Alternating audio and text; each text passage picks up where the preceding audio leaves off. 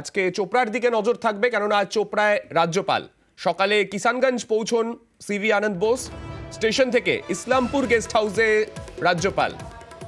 আমাদের সঙ্গে রয়েছেন আমাদের প্রতিনিধি সোমরাজ। সোমরাজ, এই মুহূর্তে রাজ্যপাল কোথায় আর এরপরে কি কি কর্মসূচি থাকছে তার?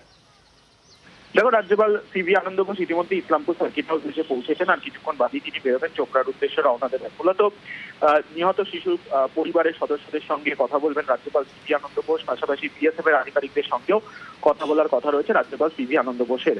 তৃণমূল কংগ্রেসের দাবি ছিল রাজ্যপাল যাতে চোপড়ায় আসেন এবং তিনি গিয়ে মূলত তৃণমূল কংগ্রেস অভিযোগ তুলেছিল বিএসএফ এর বিরুদ্ধে।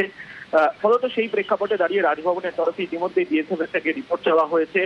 আজ রাজ্যপাল সিভি আনন্দ বোস যখন নিহত শিশুদের পরিবারের সদস্যদের সঙ্গে কথা বলবেন, সেই সময় বিএসএফ এর ক্যাম্প অফিসেও যাওয়ার কথা রয়েছে রাজ্যপালের।